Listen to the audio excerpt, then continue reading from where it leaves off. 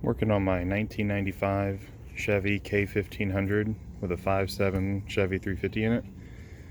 I'm going to replace the distributor in mine right now. No real reason to replace it other than I was trying to replace the ignition control module and the screw had snapped the head off, so it left a good amount of the screws still poking up there.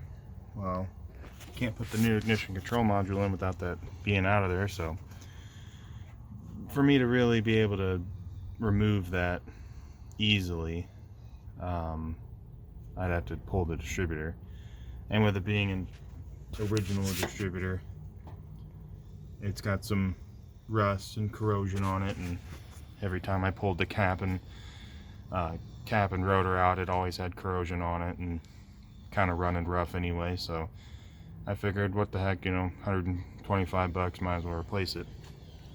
This is the Napa part number I'm using. That's what the new distributor looks like. Comes with the new cap, rotor, and the ignition control module in it. All brand new, not remanufactured. Remanufactured one was only about $1 cheaper, and it did not even come with a cap or rotor or ignition control module. So this is be an easier way. So basically what you're going to have to do here is you want to take off the air cleaner and the little hose for it to give you some more room. And once you're back here, you can take off the cap, which uses I believe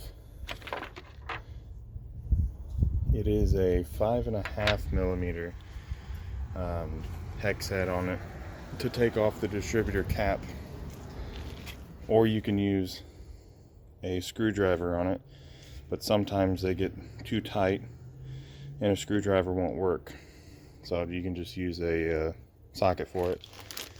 Once you take that off, you'll want to make note of where your rotor is sitting, so that way you can put it back in there the same way, hopefully. And if that doesn't work out, you're gonna have to rotate it to top dead center and do it the old, basically restart everything. And it's a bit of a process to do that, but hopefully I can get it in there without having to do that. And once you get that off, what makes it a lot easier to remove your distributor is one of these, and it's just a 9/16, but the way that it's angled, you can get this at any auto parts store just for taking distributors out. It should come with this little adapter piece, and then a 1/2 inch version of this as well. On this, it takes a 9/16, and whenever you are using it, the bolt you're trying to get out is that one right there, and with the angle of this, it makes it a hell of a lot easier to get in there, and you're able to get on it very easily and be able to loosen that up, or actually you have to remove it all the way, and there's a small clamp, a U-shaped clamp that you can see there, that you'll have to pull out with that bolt, and then you can slide out your distributor. And then because the teeth on it,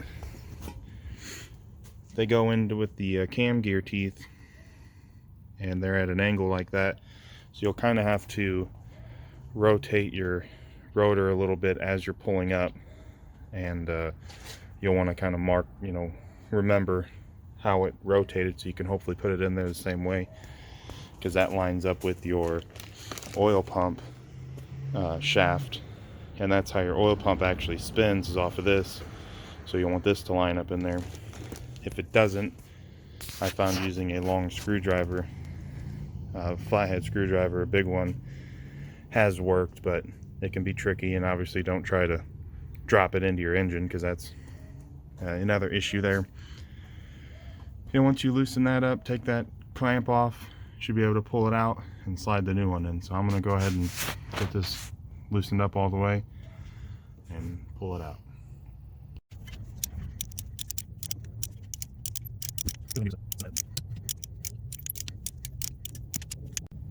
And once you get it loose all the way, you can probably grab it by hand. Pull the bolt out. And go ahead and grab the clamp, which this is what it looks like.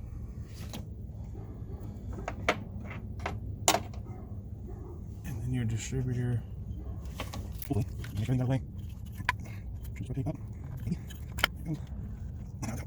And this is where you can take a look at your gear there, see if there's any abnormal wear on it. You can see it's got some wear. I don't think that's too bad. This truck has 260,000 miles on it. And this is most likely original. And you can really see on the corrosion that's going on in there, the rust and everything, and all that good stuff. Yep, so now go ahead and throw the new one in. Hopefully I'll clean up this little surface here. I guess it's probably fine, but I'll just double check on that and then throw the new one in. And it does look like it is 5.5 millimeter. If I can get this on camera here. 5.5. And I'm going to take the new cap off so I can see which direction the rotor's actually facing for putting it back in, because you don't want it to just be wherever.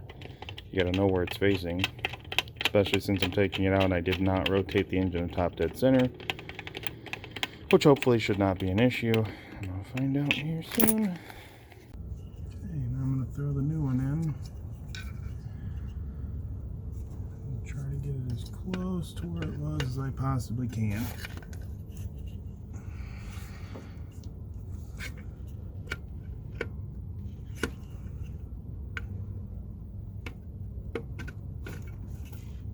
Oh God.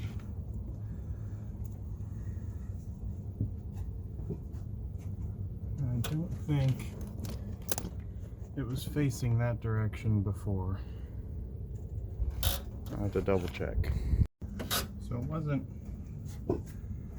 facing that way before. It looks like it has jumped a tooth.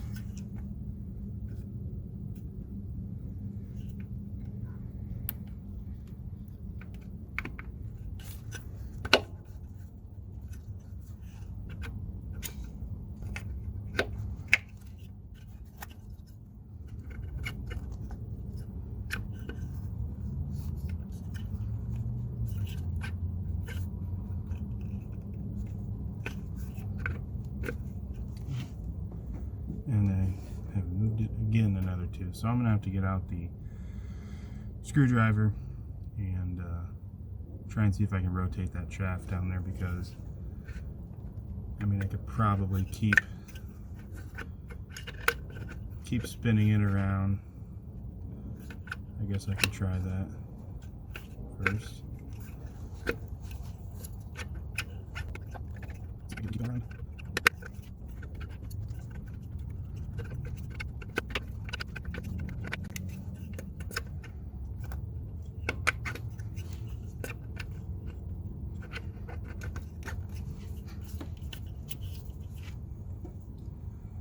I believe I have one more to go.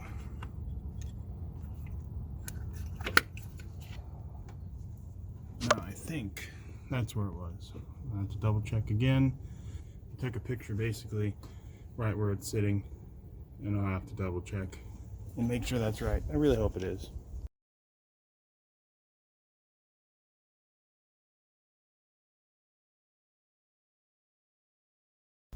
Okay, so I should have added two pictures into this, one before and one after. That does look like where it was at before. So I guess I'll go ahead and start connecting stuff back. You have two connectors that go in back here.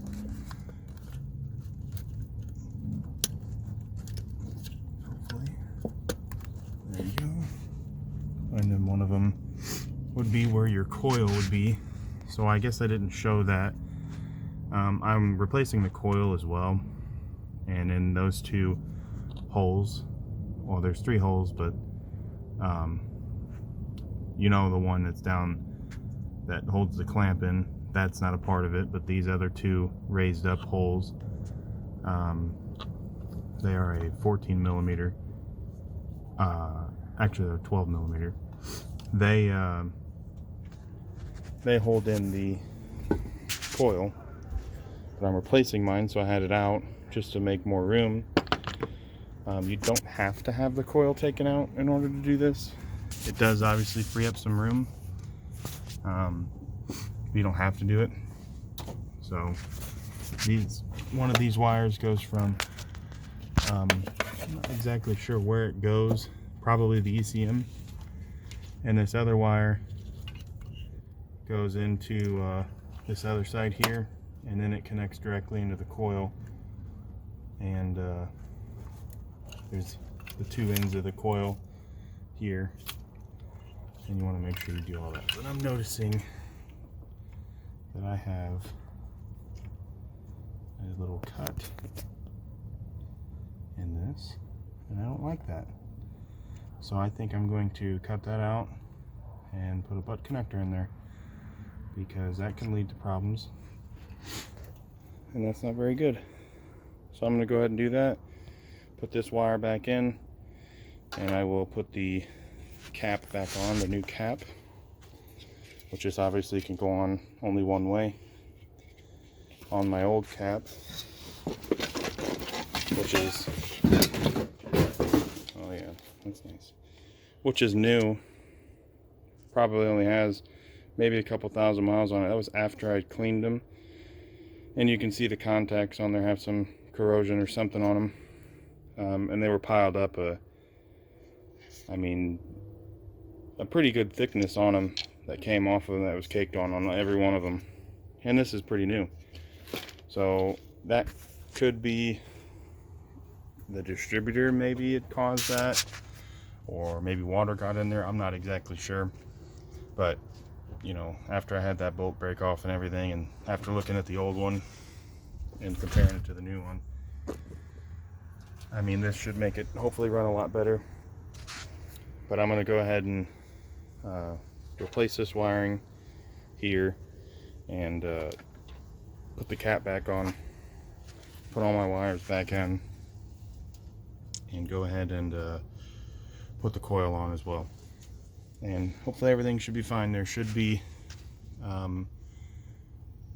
you're going to have to time this as well, and I'll probably show that. I do have another video on timing it, which actually I'll just say go to that other video, timing in 88 to 98, which really it's only up to 95 Chevy Silverado.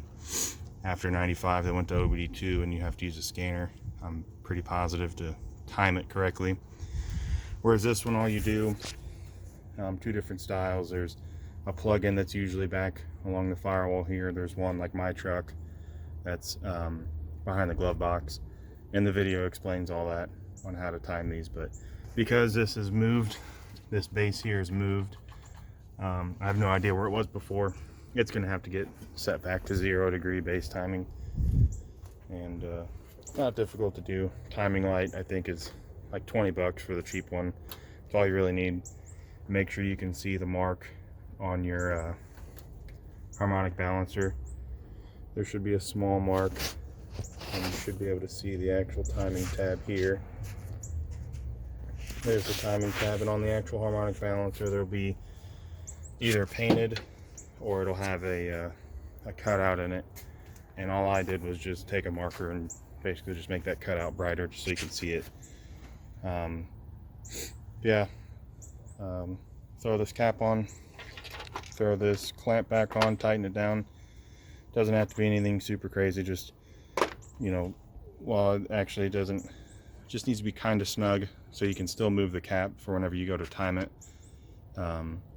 And then once you're done timing it, that's whenever you snug it down so it can't really move. And yeah, I'll throw everything back on, and hopefully it runs right. So I got my cap back on.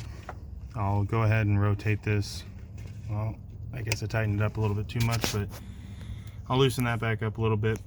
That bolt doesn't seem like it's going to be very long, but it is extremely long for what it does, and drill pain to get out. I've got my coil sitting back in here. That bolt there, I believe I said is a 12 millimeter. It's actually a 13 millimeter. And then the other one sits back there, right there, and it also attaches to the your throttle cable bracket and cruise control if you have that, and kickdown cable if you have that, which this does not. But I'll tighten that up, throw these wires on. I did go ahead and cut that piece out and put a butt connector there. And I'm going to go ahead and throw all my wires back on the correct way.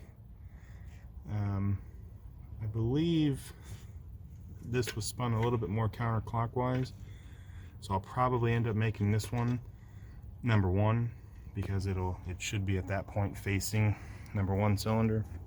That's how it was before. What you'll be able to see here, I'm at number 1, and it's pretty close. Once it actually lines up, it'll get there, and that should give me a good starting point for it to run, hopefully, and then I can do fine-tuning adjustments and actually adjust it with the timing light, and everything should work out great. I really hope so. Alright, now she's running. Awesome. I've got it at, I had it pretty close, actually not really close at all, to 0 on the, for the timing, but it ran, started right up. I went ahead and got my timing light out and timed it to 0, or right at 0, maybe even 2 degrees. Tighten the distributor down all the way, let it sit here and run. I let it get up to operating temperature first before I really did anything, actually set the timing. And then once I was done, I plugged the advanced timing connector back in, fired it up, turned a lot smoother. Before it had like a little bit of a miss while idling. It does not seem to have that anymore, so that's a plus. Oh, and don't forget to like and subscribe. Comment if you have any questions or anything. I'll answer just about anything.